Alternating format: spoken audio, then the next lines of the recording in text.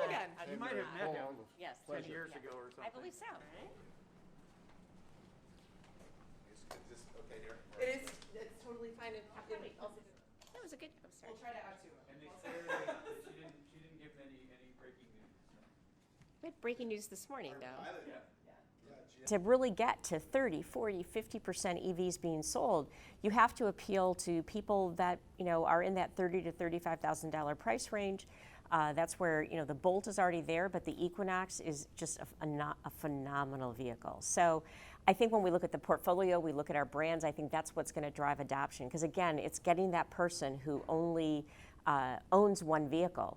Most electric vehicle owners today own multiple vehicles, so they have an internal combustion vehicle to jump into depending on their needs. We're really working, again, as I said, to create the whole ecosystem. So buying an EV is just better, because if you've had the chance to drive one of our electric vehicles, they're fun to drive, instant torque, quiet, and so I think there's a lot to offer. We got gas prices starting to come down a little bit, but they're kind of still a burden on families.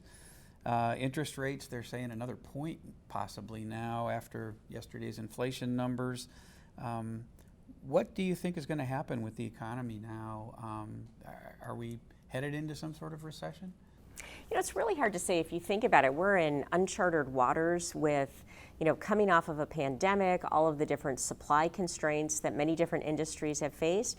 I really focus in on our industry and frankly on our company, and we're watching it very carefully. We always look at affordability, but we're still seeing really strong demand for our products. And so, again, I think it's the strength of the product portfolio we have, and we're watching it, and obviously we're looking at many different scenarios, as any prudent business leader would, to make sure we're ready for however the situation evolves. But it's pretty volatile right now. How are supply chain issues still affecting you right now, and when do you see that easing? So I think we're going to see supply challenges throughout this year and into next.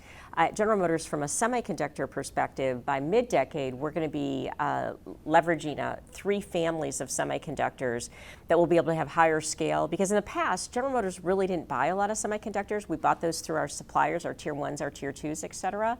But now we're going to be directing it, and we actually think this is going to be an opportunity because we'll get scale, and we think it should help drive efficiencies as well. The recent Supreme Court decision overturning Roe v. Wade, has GM started any conversations about any changes you may make to your benefit structure as a result of that decision? Well, first of all, we think this is a highly personal and a private matter, and so we don't plan to talk broadly on it. We are always going to follow state laws and comply. We have it's been past practice that we've provided those services, and we've also had a practice of providing the ability for people, if they needed to go somewhere to get the service that they need, of paying for that. And so we're going to continue with that practice. So there's really not a lot of change in what we're doing from what we've done in the past, other than we will make sure we comply with all state laws. It was wonderful to meet you. Good to meet We you. loved having Congratulations on your new Thank job. you. Thank you. Always good to see you. Thank you very much.